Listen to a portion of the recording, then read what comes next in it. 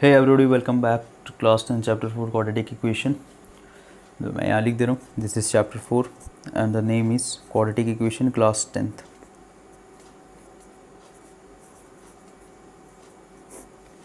This is Nitish sir, Alpha Center.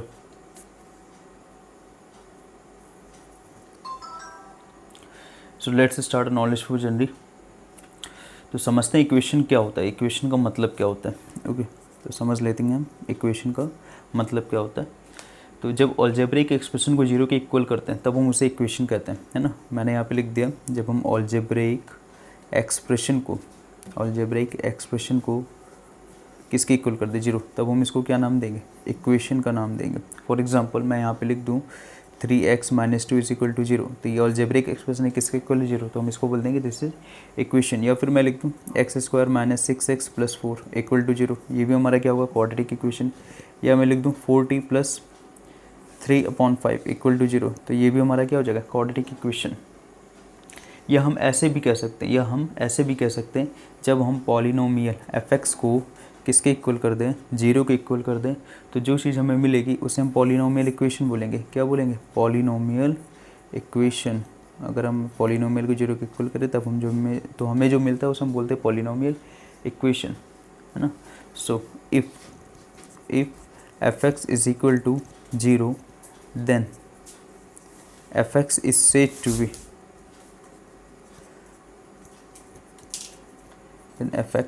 to be equation. अब बात करते हैं क्वाड्रेटिक इक्वेशन क्या होते हैं. तो क्वाड्रेटिक इक्वेशन उन्हें कहते हैं जिस इक्वेशन पे डिग्री कितनी, 2. बात हम किसकी करेंगे, क्वाड्रेटिक इक्वेशन का. यही हमारे चैप्टर का क्या है, नेम भी है, क्वाड्रेटिक इक्वेशन. तो क्वाड्रेटिक इक्वेशन उन्हें बोलते हैं ऐसा इक्वेशन, ओके, ऐसा इक्वेशन जहाँ पे डिग्री का मतलब होता है हाईएस्ट पावर. डिग्री कितनी हो आपको, 2. और इस क्वाड्रेटिक इक्वेशन को जो हमारा जनरल फॉर्म होता है वो जनरल फॉर्म होता है ax² + bx + c = 0. For example मैंने यहाँ पे लिख के दे दिया 2x² - 3x + 7 = 0. तो यहाँ पर आपने क्या नोटिस किया कि this is the form of ax² + bx + c where a = 2, b = -3 and c = 7. अच्छा, ये जो मैंने लिख के दिया ax² + bx + c = 0, तो ये जो आपका a b c होता है, a b c is belong to real number. Real number उन नंबर्स को बोलते हैं जो हमारे पॉजिटिव भी हो, नेगेटिव भी हो सके. और इसमें मोस्ट इंपॉर्टेंट कंडीशन ये होता है कि जो ए होता है वो आपका जीरो के इक्वल कभी नहीं होगा. ओके, तो हम लोगों ने पढ़ लिया क्वाड्रेटिक इक्वेशन का जनरल फॉर्म क्या होता है. अच्छा, अगर कोई आपसे पूछता है अच्छा तो लीनियर इक्वेशन क्या होता है, लीनियर इक्वेशन का जनरल फॉर्म क्या होगा या लीनियर इक्वेशन क्या होता है, तो बोल देना कि ऐसा इक्वेशन जिसमें डिग्री कितनी हो, 1, उसे हम बोल देंगे लीनियर इक्वेशन. और इसका जो हमारा जनरल फॉर्म होता है ax + b = 0. सो इफ़ कहीं भी लिखा हो 3x - 5 = 0, तो यहाँ पे डिग्री कितनी है, 1, तो हम इसको बोल देंगे लीनियर इक्वेशन. ओके, अगर लिखा होता 3x² - 5 = 0, तब हम क्या बोल देते हैं, दिस इज क्वाड्रेटिक इक्वेशन, क्योंकि डिग्री यहाँ पर कितनी है, 2. अब हम टॉपिक पर डिस्कस करेंगे root of a quadratic equation.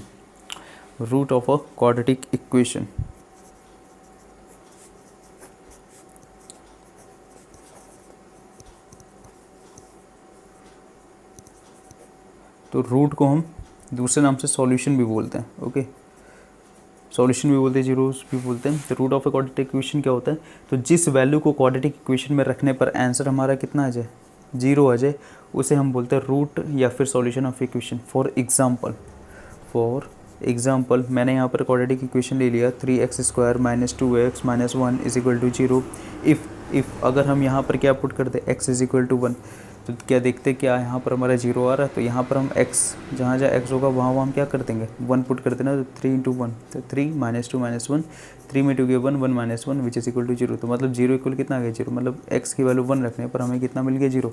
तो x को हम x = 1 को हम क्या बोलेंगे, इट इज़ द रूट और it is the solution of the quadratic equation.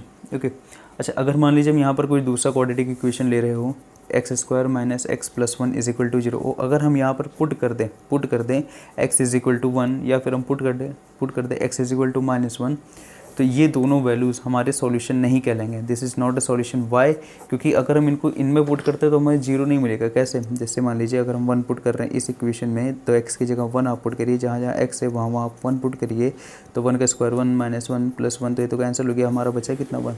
तो it means x is equal to 1 is not a solution. उसी तरह अगर आप -1 भी पुट करेंगे तब भी हमें जीरो नहीं मिलेगा। अब समझते हैं कि हमें इस चैप्टर में क्वेश्चन कैसे मिलेंगे, जो आपका बेसिक क्वेश्चन होता है वो कैसे मिल सकता है। जैसे मान लो आपके सामने इक्वेशन लिख के दे दिया जाएगा, है ना, वो पूछेगा कि चेक करो कि क्वाड्रेटिक इक्वेशन है या नहीं, है ना।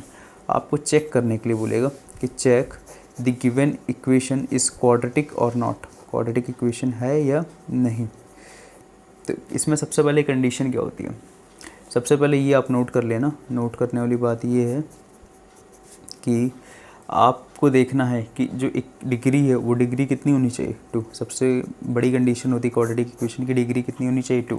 अगर डिग्री 2 नहीं है तो वो आपका क्वाड्रेटिक इक्वेशन नहीं होगा। और सेकंड केस ये होता है कि जो आपका वेरिएबल होता है, वेरिएबल मतलब जैसे x हो गया या फिर क्या हो गया y या z या t, मतलब कुछ भी वेरिएबल हो सकते हैं a से लेकर z के बीच में, इन पर जो हमारा पावर हो, इन पे हमारा जो पावर लगा वो फ्रैक्शनल पावर ना हो, फ्रैक्शनल पावर ना हो, फ्रैक्शनल पावर ना हो। जैसे फॉर एग्जांपल मैंने यहाँ पे लिख दिया x² plus under root x plus 2, तो यहाँ पर देखो वेरिएबल के ऊपर फ्रैक्शनल पावर आ गई। फ्रैक्शनल पावर मतलब जैसे 1/2 या 1/3 या 4/5, मतलब कम्प्लीटली डिवाइड ना हो ना। तो ये 1/2 बोले तो क्या होता है, अंडर रूट 1/3 बोले तो क्या होता है, क्यूब रूट। तो यहाँ पर आप देख रहे हैं कि वेरिएबल के ऊपर क्या है, फ्रैक्शनल पावर। वो फ्रैक्शनल पावर क्या है आपका 1/2। तो अगर फ्रैक्शनल पावर आ रही है तो वो क्वाड्रेटिक इक्वेशन नहीं है ना।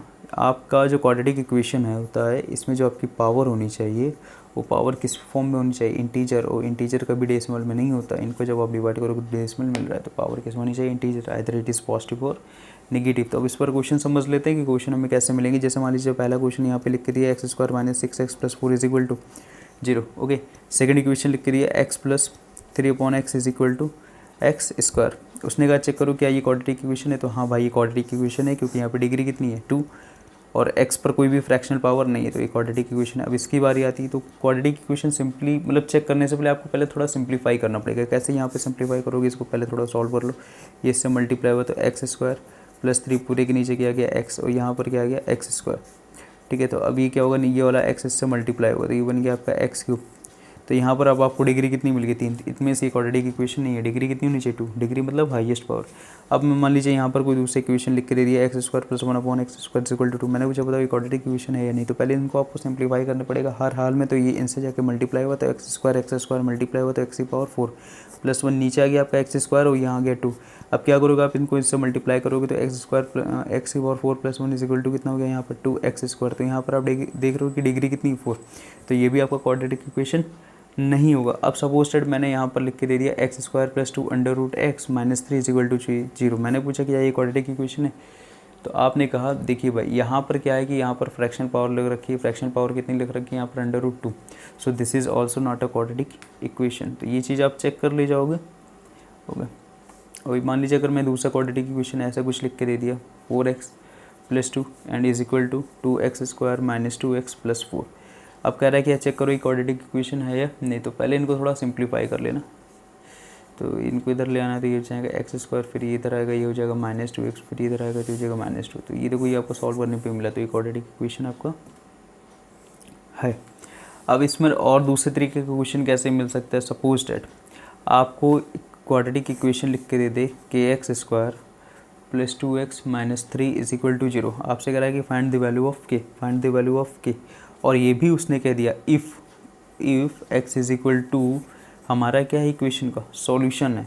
तो जो सॉल्यूशन होता है उसे इक्वेशन में x की जगह रख देते हैं, जो सॉल्यूशन होता है उसे इक्वेशन में x की जगह रख देते हैं। तो हम यहाँ भी वही करेंगे, जहाँ x होगा वहाँ क्या रख देंगे, हम 2 रख देंगे, x जहाँ होगा वहाँ 2। अब इनको सॉल्व करेंगे तो 4k4 माइनस 3, तो 4k 4 में 3k 1 तो -1, तो k की वैल्यू कितनी आ गई -1/4। तो ये हमारी क्या आ गई वैल्यू आ गई। अब हम आगे टॉपिक पर डिस्कस करते हैं कि क्वाड्रेटिक इक्वेशन में जो सॉल्यूशन x होता है ना, x को निकालने के कितने मेथड होते हैं। तो क्वाड्रेटिक इक्वेशन इनको सॉल्व करने के कितने मेथड होते हैं। तो इनको सॉल्व करने के भाई 3 मेथड होते हैं। जो आपका पहला मेथड होता है उस पहले मेथड का नाम है फैक्टराइजेशन मेथड। कौन सा नाम है? Factorisation method. ओके, अब सेकेंड मेथड पर आते हैं। सेकेंड मेथड का नाम है हमारा कंप्लीटिंग स्क्वायर मेथड। क्या नाम है हमारा? Completing square method. इस वक्त 2022 में कंप्लीटिंग स्क्वायर वाले को इस मेथड को स्किप कर दिया गया था। बाकी हम लोगों ने जब पढ़ा था 2020 या 18 में तब कंप्लीटिंग स्क्वायर का डिस्क्रिप्शन था। और बाकी क्वेश्चन नंबर मेथड नंबर 3 पे उसका नाम है by quadratic formula. Quadratic formula use करके हम निकालेंगे क्वाड्रेटिक इक्वेशन में कि एक्स की वैल्यू है ना, by using quadratic formula. Okay, और इस क्वाड्रेटिक फार्मूला को हम दूसरे रूल से बोल देते हैं श्रीधराचार्य रूल। श्रीधराचार्य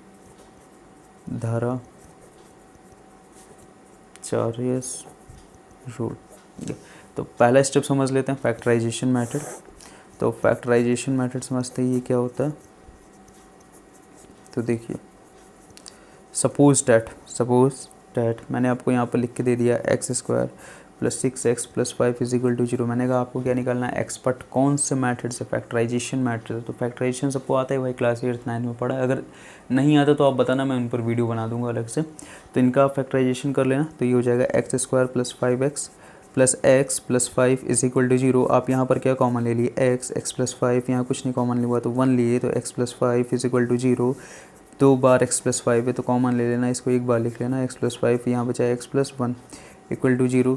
तो जब आप इनको इक्वल करोगे तो यहाँ से x प्लस 5 को जब आप 0 के इक्वल करोगे तो यहाँ से आपको x की वैल्यू क्या मिल जाएगी? -5। और फिर जब आप इसको 0 के इक्वल करोगे x प्लस 1 को तो यहाँ से x की वैल्यू क्या मिल जाएगी? -1। तो एक मिल गई -1 और एक मिल गई -5। अब सपोज दैट आपको कोई दूसरा इक्वेशन लिख के दे दिया 4/x - 3 is equal to 5/2x plus 3। इनको भी आपको क्या निकालना है? x की वैल्यू निकालनी है। बट कौन सा मेथड से? फैक्टराइजेशन मेथड से। तो इनको कैसे सॉल्व करेंगे? पहले इसको इससे मल्टीप्लाई करेंगे तो 4 - 3x अपॉन में कितना हो गया? x is equal 5/2x plus 3। इसको इससे मल्टीप्लाई करना, इसको इससे मल्टीप्लाई करना। तो 4 - 3x ये बन गया 2x प्लस 3 और 5x हुआ तो बन गया 5x। 1 बाई 1 सबसे मल्टीप्लाई करेंगे जैसे हम लोगों ने छोटे क्लास में पढ़ रखा था। तो 4 2 8 plus 12 -6x square -9x is equal to कितना हो गया आपका? x। अब क्या करते हैं इसमें? 8x से इधर लिख के माइनस करते हैं ना। तो 8x में 5x के कितना बचा? 3x। फिर लिख रखा है 12 - 6x स्क्वायर -9x। ओके, अब 3x और 9x इनको सॉल्व करोगे तो -6 आएगा। 12 - 6x स्क्वायर और यहाँ पर आपका क्या बच गया? 0। अब क्या करते हैं ना कि एक्स स्क्वायर को हमेशा किस में? पॉजिटिव रखते हैं। एक्स स्क्वायर को हमेशा क्या करते हैं? पॉजिटिव रखते हैं। ये बड़ा इंपॉर्टेंट चीज़ आपने सुन रखा है, इसको ध्यान से समझना। तो एक्स स्क्वायर को पॉजिटिव करने के लिए इन सबको उधर भेज देना, इस साइड भेज दोगे तो 6 - 6 square plus 6 square -6x plus 6x plus 12 - 12 equal में कितना हो गया? 0। अब पूरी इक्वेशन किससे डिवाइड हो गई? 6 से। तो x square plus x - 2 is equal to 0। अब इनका हम क्या कर लेंगे? फैक्टराइजेशन कर लेंगे। तो फैक्टराइजेशन करने पर आएगा x square plus 2x minus x minus 2 is equal to 0। यहाँ पर आपका x कॉमन हुआ तो ये बन गया x प्लस 2। यहाँ -1 कॉमन हुआ तो ये बन गया x plus 2 is equal to 0। तो ये हो गया x प्लस 2, यहाँ हो गया x minus 1 is equal to 0। तो यहाँ से x की 2 वैल्यू आ जाएगी -2 एंड क्या आ जाएगी? 1। जब आप इनको और इनको किसके इक्वल कर दोगे? 0 के इक्वल कर दोगे। अच्छा, होता क्या है ना कि ये जो आपने अभी फैक्टराइजेशन पढ़ा ना, ये तो नंबर्स लिख रखे थे यहाँ पर। कुछ ऐसे फैक्टराइजेशन होते हैं जहाँ पर आपके अलजेब्रिक एक्सप्रेशन इन्वॉल्व होते हैं। उन अलजेब्रिक एक्सप्रेशंस को कैसे फैक्टराइज करते हैं उनका अलग मेथड है, अलग तरीका। उन पर मैं अलग वीडियो बनाऊंगा, इस वीडियो में डिस्कस नहीं करूँगा। ओके, जैसे मान लीजिए आपको कोई अलजेब्रिक एक्सप्रेशन यहाँ पर लिख के दे दिया गया है ना। मैं 1 बाई 1 एग्जाम्पल लेके चलते। जैसे एक्स स्क्वायर दे दिया -2ax plus a square minus b square is equal to क्या लिख दिया? 0। ये आपका पहला अलजेब्रिक एक्सप्रेशन हो गया। सेकेंड में मान लो आपका क्या लिख के दे दिया? कुछ ऐसे लिख दिया x square -4ax plus 4a square minus b square is equal to 0। Third में आपका क्या लिख के दे दिया? थर्ड में आपका जैसे लिख के दे दिया 4x square minus 4ax plus a square minus b square is equal to 0। फिर मान लो आपका फोर्थ तरह का क्वेश्चन कैसे आ गया कि 9x square minus 6b square x minus a की पावर 4 माइनस b की पावर 4। ओके, और इक्वल में क्या दे दिया? 0। इनको कैसे करेंगे? यह आपको लिख के दे दिया x square plus 3x plus a square plus a minus 2 equal 0। इन्हें कैसे करेंगे? तो ऐसे करते करते कई तरह के आपके अलजेब्रिक एक्सप्रेशन आपके सामने आएंगे। तो इनके करने की क्या ट्रिक है उसको मैं नेक्स्ट वीडियो में बताऊंगा। पर्टिकुलरली उसी पर एक वीडियो बना दूंगा उसी एक ट्रिक पर। तो फैक्टराइजेशन आपने सीख लिया। अब हम बात करेंगे कंप्लीटिंग स्क्वायर की। देखिए बड़ा इंटरेस्टिंग है ये वाला मेथड, बहुत ही करने में मज़ा आता है, कंप्लीटिंग स्क्वायर मेथड। इसमें आपको कुछ नया सीखने को भी मिल जाता है। बाकी तो फैक्टराइजेशन हम छोटे क्लास से पढ़ते ही आ रहे हैं। तो कंप्लीटिंग स्क्वायर मेथड में जो पहला स्टेप होता है, फर्स्ट स्टेप जो मैं फॉलो करना रहता है वो ये रहता है कि ट्रांसफ़र करना पड़ेगा। क्या करना पड़ेगा, ट्रांसफ़र करिए। किसको ट्रांसफ़र करिए, कांस्टेंट को। कांस्टेंट मतलब बोले तो नंबर, कहाँ ट्रांसफ़र करना है, on RHS, right hand side में।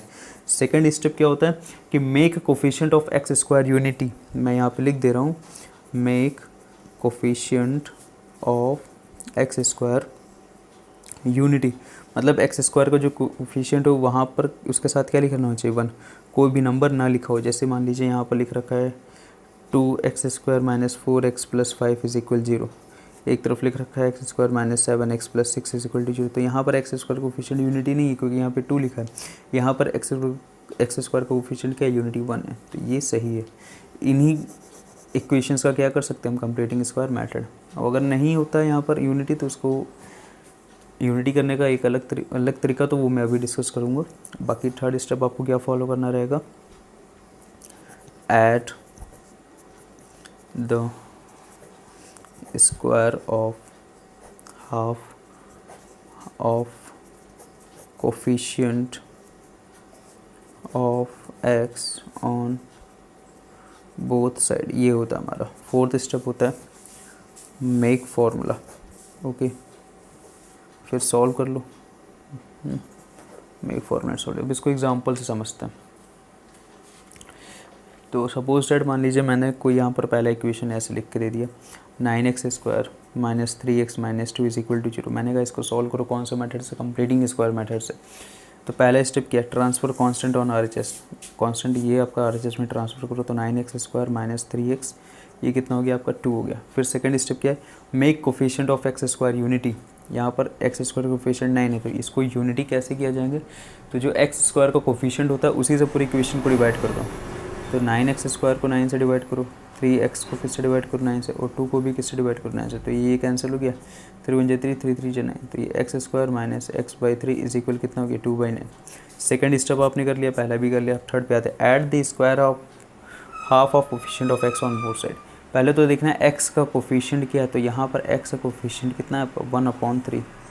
कितना है आपका, मैं यहाँ लिख रहा हूँ, एक्स का कोफिशिएंट कितना है आपका, 1/3। और इसका हमें क्या करना है, हाफ। तो हाफ करने के लिए किससे डिवाइड करेंगे, 2 से। तो जब 2 से डिवाइड करोगे तो ये इससे मल्टीप्लाई हुआ, तो कितना हो गया, 1/6। मतलब एक्स कोफिशिएंट का हाफ कितना मिला, 1/6। अब इसका स्क्वायर कितना हो जाएगा, 1/6 का स्क्वायर। इसी को हमें दोनों साइड जोड़ देना है। तो x² - x/3 + 1/6 का होल स्क्वायर - 2/9 + 1/6 का क्या बन गया हमारा, होल स्क्वायर। अब क्या करना है, यहाँ पर क्या लिखा है x, तो यहाँ क्या लिख दो x, यहाँ क्या लगा है माइनस, तो यहाँ क्या लिख दो माइनस, यहाँ क्या लिखा 1/6, तो यहाँ क्या लिख दो 1/6, और पूरे पे क्या लगा दो, होल स्क्वायर। ओके, यहाँ लिख रखा है 2/9, 1/6 का होल स्क्वायर मतलब 1/36। अब जब इनको हम सॉल्व करेंगे तो सॉल्व करने पाएगा 8 + 1/36 विच इज़ इक्वल 9/36। किसकी वैल्यू आ रही है, x - 1/6 की होल स्क्वायर की आ रही है। तो अब क्या करना है, x - 1/6 करना, स्क्वायर हटेगा तो यहाँ पे अंडर रूट लगेगा। अंडर रूट लगने पर हमें से क्या आ जाता है, प्लस माइनस, तो 9 का अंडर रूट 3 और 36 का अंडर रूट 6। तो इट मीन्स x - 1/6 = इतना मिला। अब यहाँ पर आपको क्या बनाना पड़ेगा, केस 1। जब केस 1 बनाओगे तो एक बार इनके साथ हम प्लस वैल्यू लेंगे, प्लस क्या लोगे आप, 3/6। और फिर दूसरे टाइम में आप क्या करोगे, केस 2 बनाओगे। तो जब आप केस 2 बनाओगे तो यहाँ पर आप क्या करोगे, आप नेगेटिव वैल्यू लोगे, -3/6। अब इनको जब आप सॉल्व करोगे तो ये वैल्यू आ जाएगी आपकी 4/6 विच इज़ इक्वल टू 2/3, मतलब एक वैल्यू मिल गई 2/3। अब जब आप इसको सॉल्व करोगे तो इसको सॉल्व करने पर मिलेगी आपको x is equal to -2/6 which is equal to -1/3। तो ये चीज़ आपका हो गया। ये मैंने आपको पहला क्वेश्चन बता रखा है। अब सपोज डेट मैं आपको ऐसा कोई दूसरा क्वेश्चन लिख के दे दूँ, दूसरा क्वेश्चन जैसे मैंने यहाँ पर लिख के दे दिया आपको, x² + 6x + 5 = 0।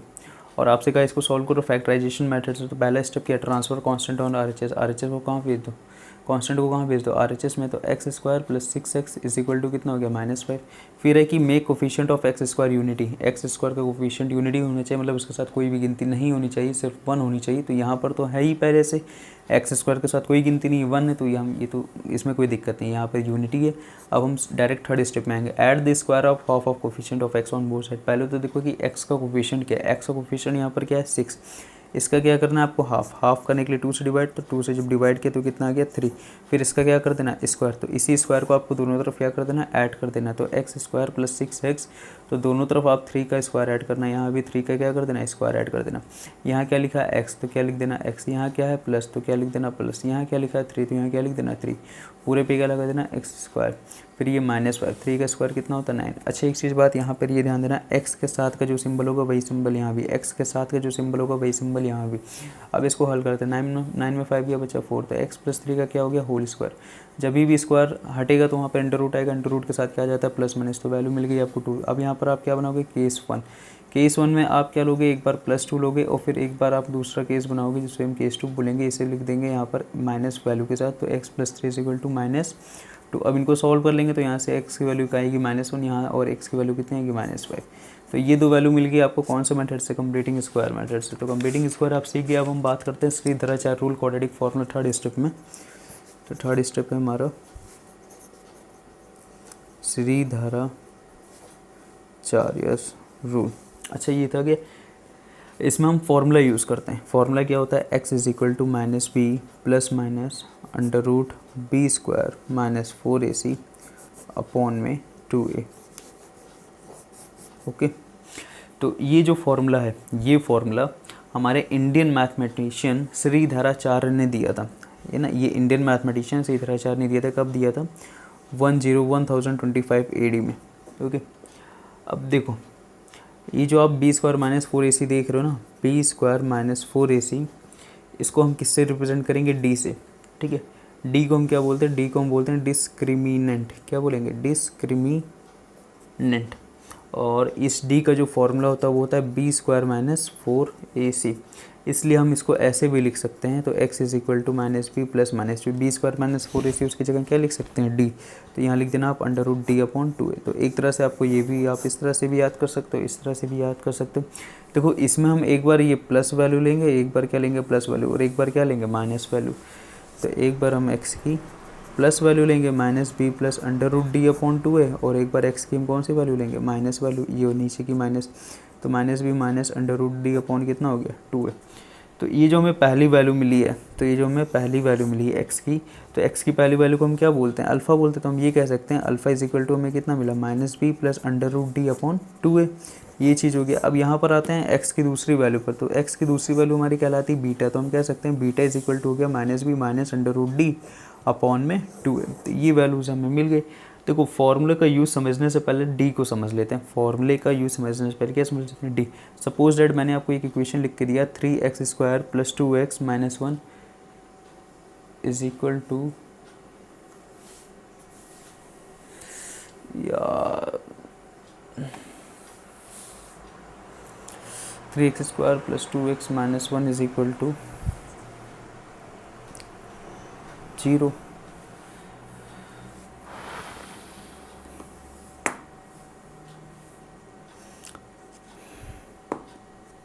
अब क्या है, मैंने आपसे कहा इसमें आपको क्या फाइंड करना है, डी फाइंड करना है। तो डी का फॉर्मूला क्या होगा, b² - 4ac।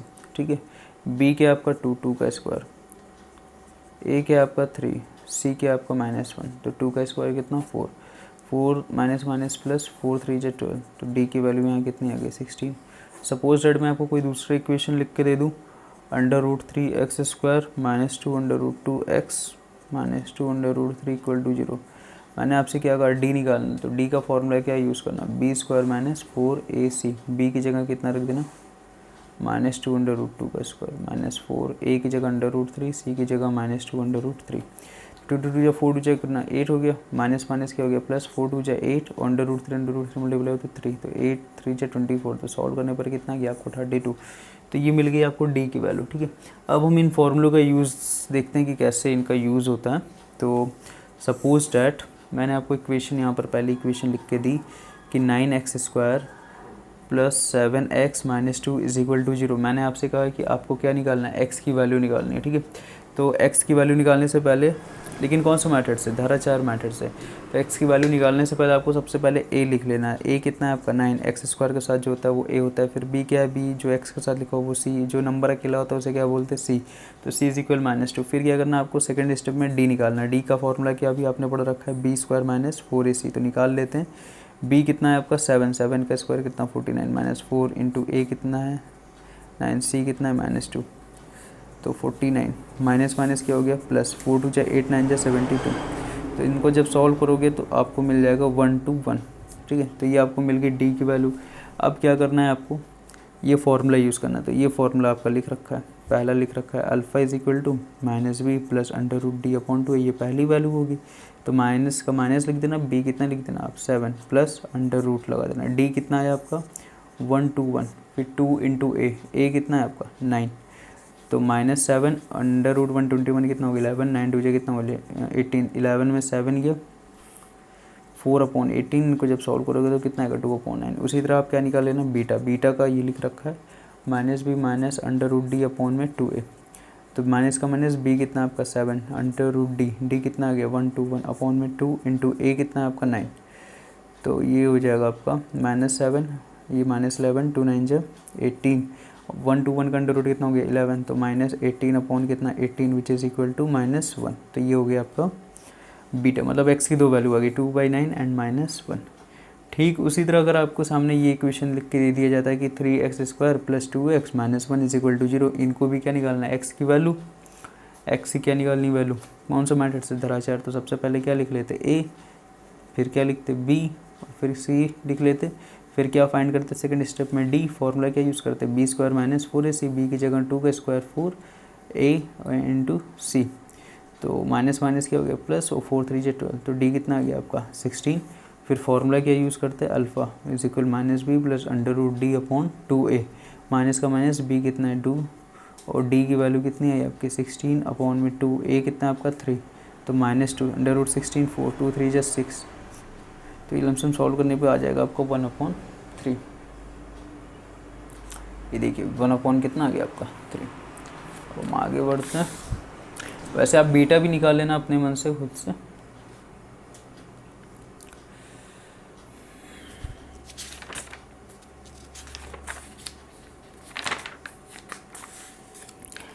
अब हम बात करते हैं नेचर ऑफ रूट के बारे में, ठीक है।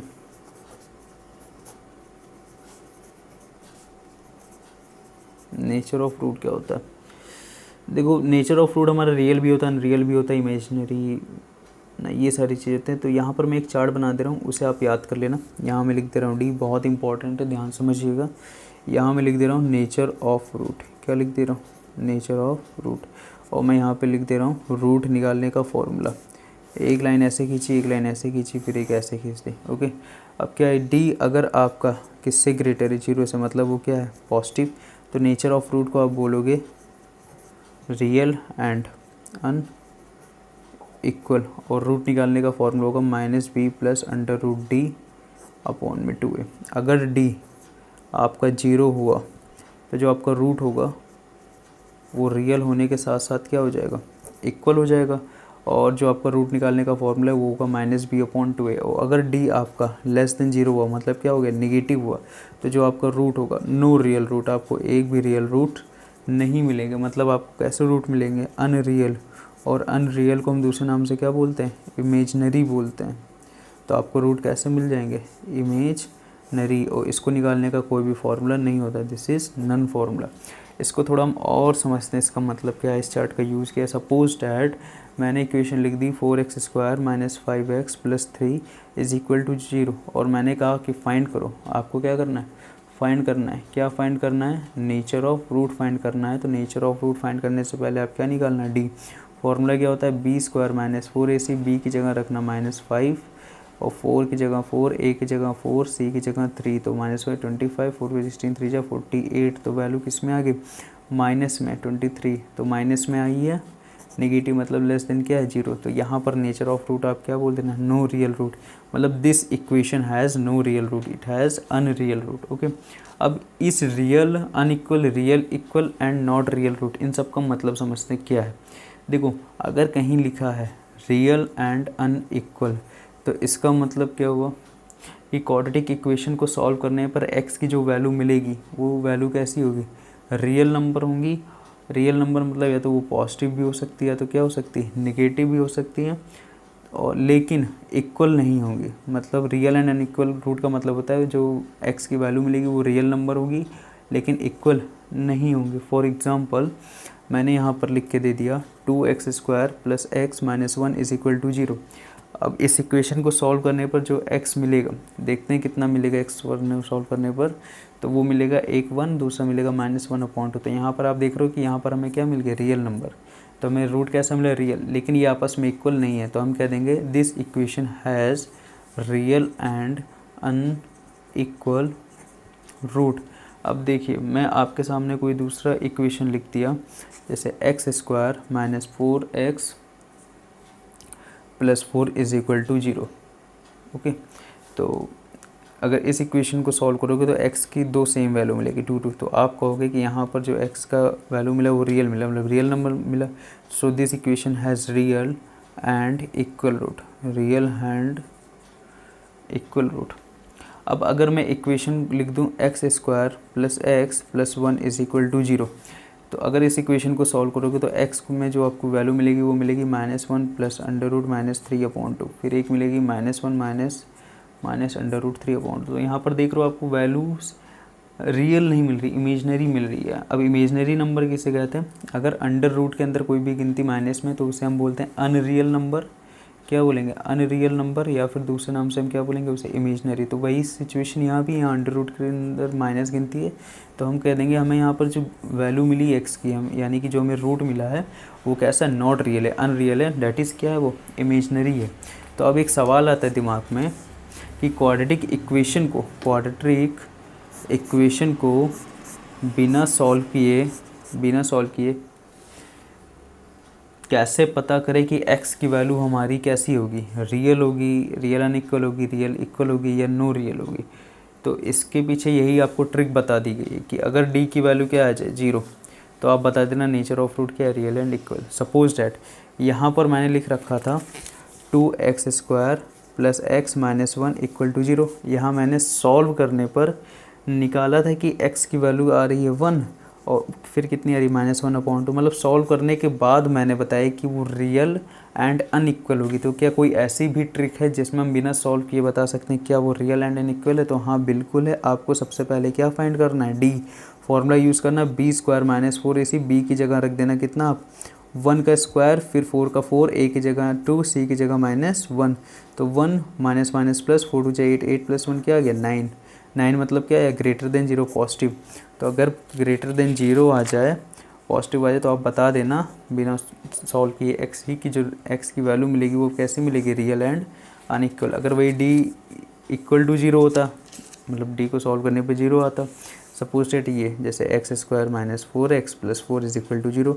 अब मैं आपसे यहाँ पर पूछ लेता कि बताओ यहाँ पर x नेचर ऑफ रूट कैसा होगा, मतलब रियल एंड अनइक्वल होगा या रियल एंड इक्वल होगा। तो आपको पहले क्या निकालना पड़ेगा, d b² - 4ac। तो जब आप इनको सॉल्व कर लोगे तो सॉल्व करने पर जो आपकी डी वाई की वैल्यू क्या आएगी, 0। तो जैसे ही 0 आएगी तो आप बोल देना इसका जो रूट है, जो मैंने पीछे चार्ट में लिखवा रखा है, वो कैसा होगा, रियल एंड इक्वल। तो इतनी बात आपको समझ में आ गई होगी कि कैसे क्या करना है। अच्छा, मैंने आपको बता रखा था कि इस केस में फॉर्मूला आप ऐसे निकालोगे कि अगर greater than 0 root real and equal है तो यहाँ पर रूट निकालने का फॉर्मूला क्या लग जाएगा आपका, ये मतलब कि अगर इसका आपको रूट निकालना है ना, जो कि रियल एंड अनइक्वल है, उसके लिए आप फॉर्मूला क्या यूज़ करना है, x = -b + √d/2a। अब यहाँ पर आपका अगर d 0 है तो -b/2a आया। ये कैसे आया थोड़ा समझ लेते हैं। जैसे फॉर्मूला तो हमारा फिक्स है कि x = क्या लगेगा, -b + √d/2a, लेकिन यहाँ d हमारा क्या है, 0। तो d की जगह आप क्या रख देना, 0। क्या रख दोगे, 0। तो 0 का अंडर रूट क्या होता है, 0। तो ये बन जाएगा -b/2a। तो इसलिए ये फॉर्मूला यूज़ करते हैं, ठीक है। तो सपोज डैट इस इक्वेशन का d क्या है, 0। कहा इसका रूट निकालो, तो रूट के लिए फॉर्मूला अगर d 0 तो क्या अभी मैंने पढ़ा था -b/2a। तो माइनस का माइनस, b कितना रख देना आप, -4, और 2 का 2, a कितना है आपका यहाँ पर 1। तो ये कैंसिल, 4/2। तो x की वैल्यू कितनी आ गई, 2। इतना आपका क्लियर हो गया होगा। तो कॉन्सेप्ट आपने सीख लिया, बाकी जो इसमें आपको वर्ड प्रॉब्लम होते हैं और अलजेब्रिक एक्सप्रेशन के फैक्टराइजेशन और अदर डिफरेंट टाइप के क्वेश्चन को कैसे सॉल्व करें, क्या ट्रिक्स हैं, मतलब कि किस तरह के क्वेश्चन हैं, उनको हम नेक्स्ट वीडियो में डिस्कस करेंगे। ओके, अभी के लिए बस इतने, और please keep supporting Nitish Soni alpha centre and comment करिए जिस भी चीज़ की आपको कमी लग रही है, जिस वीडियो की आपको अपडेट चाहिए वो आपको मिल जाएगी। And please subscribe. Thank you very much. मिलते हैं नेक्स्ट वीडियो में एक नॉलेजफुल जर्नी के साथ।